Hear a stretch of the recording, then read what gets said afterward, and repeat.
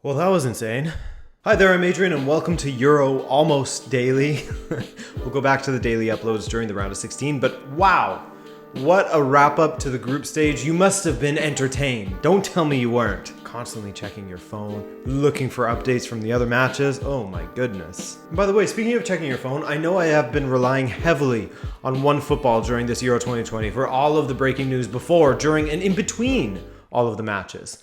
OneFootball provides you with the best app for all things Euro 2020, including the fastest breaking news, the ability to track the nations you care about for a customized newsfeed, live updated match tickers for when you're on the go, videos, and so much more.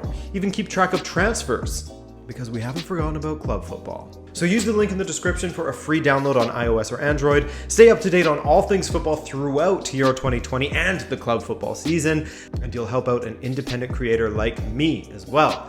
Thank you, OneFootball, and let's get into it. England versus the Czech Republic was as close to a dead rubber as you could get, as both sides knew that it would take some otherworldly circumstances for them to not go through. In England's case, in fact, they knew they were through already. England started well in this match. They tailed off in the second half, that's for sure. But with the inclusions of Grealish and Saka making a big difference in how they play in the first half, Grealish doing what Grealish does, drawing players around him, taking them on, and trying to create something England had sorely missed. Saka, he injects energy and is always looking to get beyond his man and into space. I'm trying to picture a three of Grealish in the middle, Sancho on the right, and Saka on the left, constantly floating around and swapping positions, keeping it dynamic and the opposition on their toes while Kane is ahead of them. Oh man, that's exciting, but will we ever see it? Not looking like it. But anyways, that's a pipe dream, and to be fair to Raheem Sterling, he has been the only English player that has been able to score goals at this tournament. He came close early in the match when he dinked the ball over the keeper, but it came off of the post. But later, he was at the back post to head it home, 1-0. A great run by Saka, by the way. A great ball from Grealish. 1-0 with what would be the winner there. England finishing in first with 2 goals scored and 0 conceded. Amen. When you don't concede, you don't lose. For Scotland and Croatia, this is where all the attention should have been, with both teams coming into this match knowing that a win would see them through, while a draw would do both of them absolutely no good. This is what you want to see in the final match of the group stage in an international tournament. Anyway, this was a great match to take in, with each side taking turns being the one with real attacking intent. I think that Scotland will ultimately leave this match feeling a bit, not hard done by, but a bit disappointed in their finishing at times. They certainly could have scored more. There were a few occasions where a bit of commitment, a bit of, throwing yourself toward the ball to get on the end of a cross would have potentially seen them convert their chances, but they just got the 1 goal and never really looked like scoring anymore, to be honest. Although, to be fair, it was a beauty for them. A strike from the edge of the box from Callum McGregor. That was the equalizer, actually, as Nikola Vlasic and Perisic teamed up to put Croatia ahead in the 17th minute. And this Croatian side, they seem to be growing into this tournament, don't they? Again, we are seeing Luka Modric exhibit how special he still is and how integral he is to his country's success. Sometimes it feels a bit unfair when you have someone on your team who can do what Modric did in the 62nd minute, striking the ball with the outside of his boot with power, and seeing it curl into that top corner was just a chef kiss moment. It was special, wasn't it?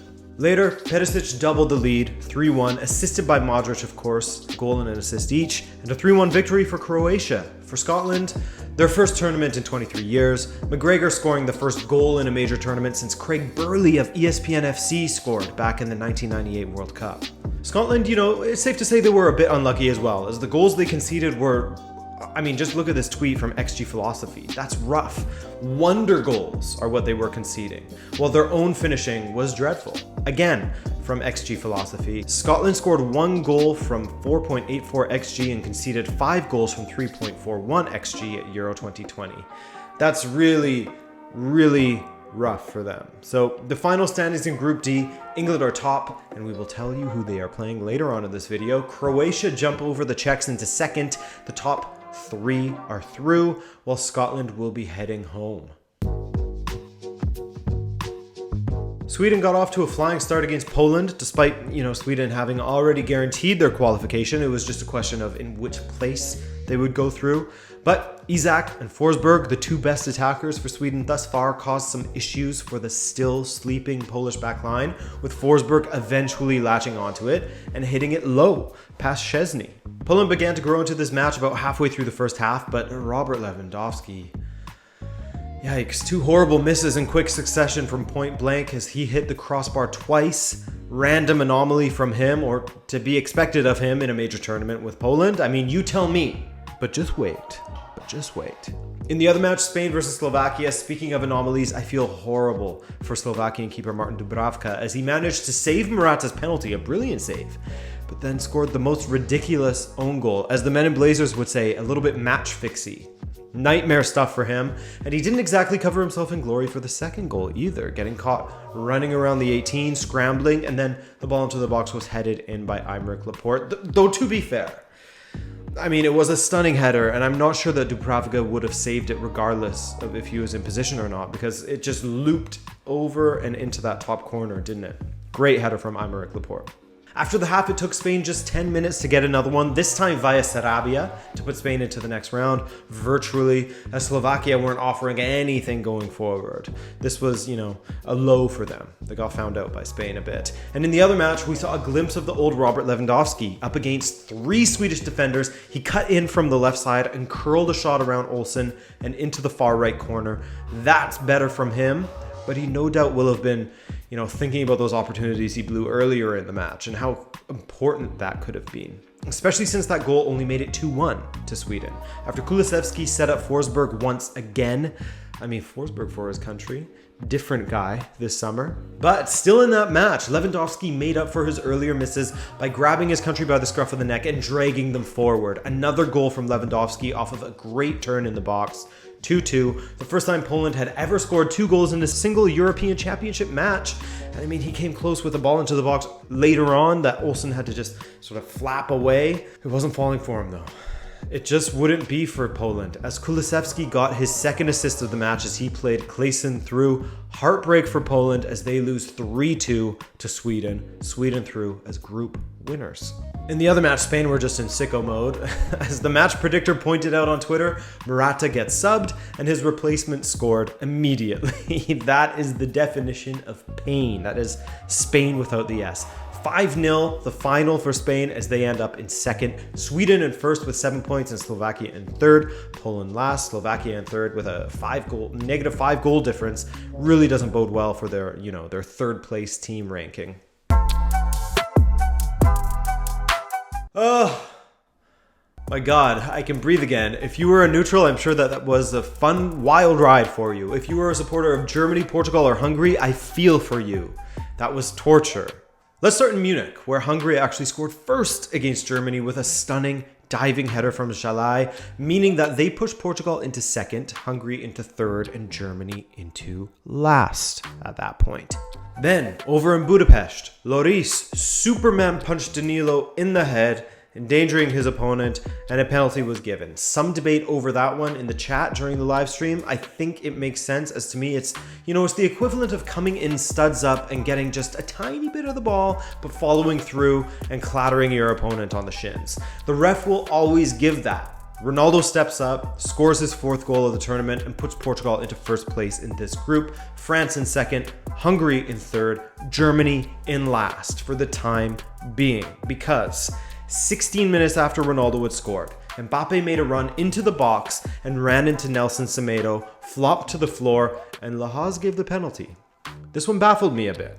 Great flop by Mbappe, but I mean, that's okay. We're not going to cry about it. Benzema steps up, makes it 1-1. France back in first, Portugal second, Hungary in third. It was crazy in Group F.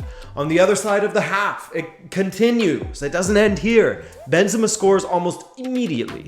Disaster at the back for Portugal, and a disaster in the standings, with Portugal losing 2-1 and Hungary winning. Portugal drop into last place, Germany up to third, Hungary in second, France in first. And then, a handball from Jules Koundé in the 60th minute. Ronaldo equalizes again. Oh my God, 2-2. And that was that in that match. We'll switch to the German match, but before that, we got to talk about clumsy Bruno nearly giving away a penalty to France right at the death.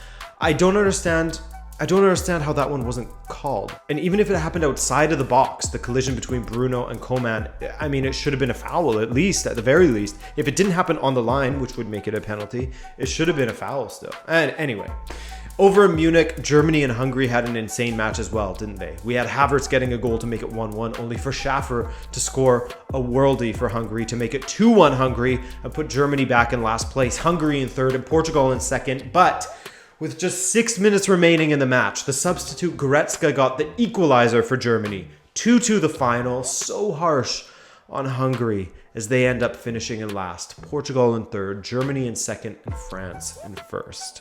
In fact, in order to illustrate the insanity, here's a graphic from Reddit user Yaboy the Duck, whom I've linked to below in the description. Go over and check out his post, show some love for it, upvote it. Look at how crazy this was. Feel free to pause and get a good look at this if you don't feel like seeing the full image on Reddit. All right, so let's run through the round of 16 before we wrap up. Yeah, we got all the fixtures now. So this Saturday, we'll start with Wales versus Denmark, and then Italy versus Austria. On Sunday, we have the Netherlands taking on the Czech Republic, and Belgium versus Portugal. Oof.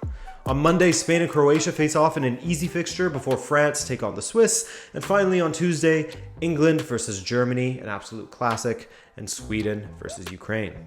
All right, guys, that will do it for this one, an exhausting one. Thanks as always to everyone who joined me for the watch along. That was a ton of fun. And thank you to you for joining me for this recap of the final day of action. I'm Adrian. Subscribe if you're new and you want more Euro content, and have a great day. Ciao.